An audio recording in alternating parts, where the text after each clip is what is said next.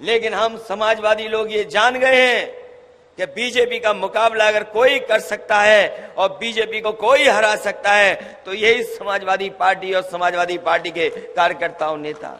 और हम लोगों ने मिलकर के 22 का चुनाव लड़ा था।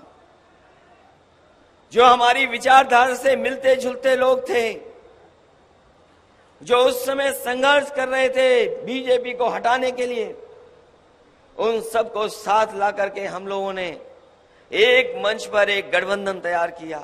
सम्मेलन में जो आप लोगों ने चुना है, प्रदेश के अध्यक्ष नरेश उत्तम जी को बहुत बहुत बधाई और बहुत बहुत शुभकामनाएं मैं देना चाहता हूं। और मुझे उम्मीद है कि आने वाले समय में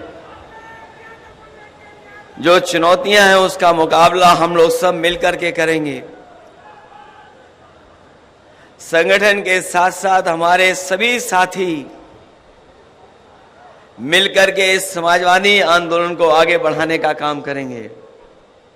अगर कभी रिकॉर्ड के माध्यम से देखा जाएगा तो जनहित में और जनता के सवालों पर अगर कोई सबसे ज्यादा संघर्ष कर जेल गया है तो वो रविदास मेहता निकलेंगे। लेकिन मैं अपने प्रतिनिधियों के सामने कहना चाहता हूं, ये लड़ाई बड़ी है। हमारा कोई ऐसा सपना नहीं है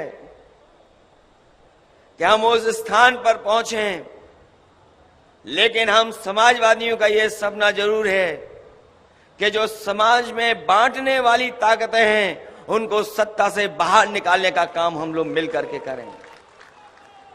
और अगर पीछे मुड़ करके देखें, हम जिस समय पिछला लोकसभा चुनाव था 2019 का, उस समय भी समाजवादियों ने कोशिश की थी और वो ऐतिहासिक फैसला लिया था जो ये देश के तमाम करोड़ों लोग सपना देख रहे थे कि बहुजन की ताकतें एक साथ एक मंच पर खड़ी हो जाएं। जो कभी डॉक्टर राम मनोहर लोहिया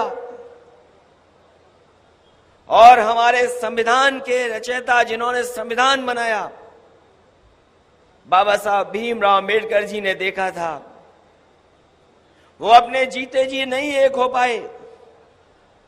लेकिन 2019 में समाजवादियों ने, और मैं जानता हूं कि हमें कोई भी त्याग करना पड़ा था, हमने त्याग कर करके उस समझौते को करने का काम किया था।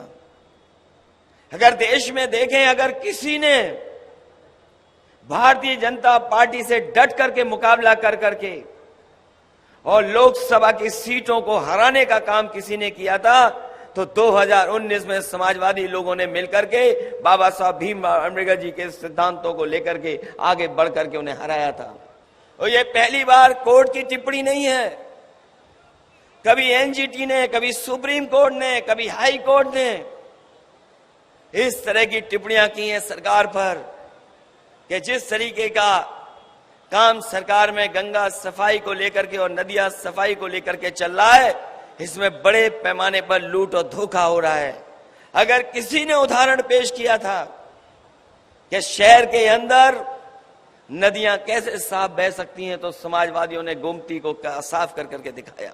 मुझे तो लगता है ये सरकार जानबूझ करके हमारी सरकारी व्यवस्था को ध्वस्त करना चाहती है और सरकारी व्यवस्था को इसलिए ध्वस्त करना चाहती है जिससे कि इसको भी प्राइवेट हाथों में बांट दें। जिस तरीके से बहुत सारी संस्थाएं प्राइवेट हाथों में चली गईं, ये सरकार चाहती है कि ये भी प्राइवेट हाथ में चले जाएं। आज रोजगार से लेकर के नौकरी का संकट है, रोजगार और नौकरियां नहीं है। नौकरियों का जहां तक सवाल है, जो हमें संविधान में अधिकार और संविधान में जो हमें अधिकार मिले हैं, उन अधिकारों को छेड़छाड़ कर करके जानबूझ करके सरकार हमारे बहुजन समाज को पीछे छोड़ना चाहती है। नौकरियां नहीं, रोजगार नहीं, और प्रदेश और देश को किस दिशा में ले जा रहे हैं। इसलिए आज जब प्रतिनिधि आए हैं, मैं आप सब लोगों का स्वागत करता हूं, बधाई देता हूं इस कार्यक्रम के लिए।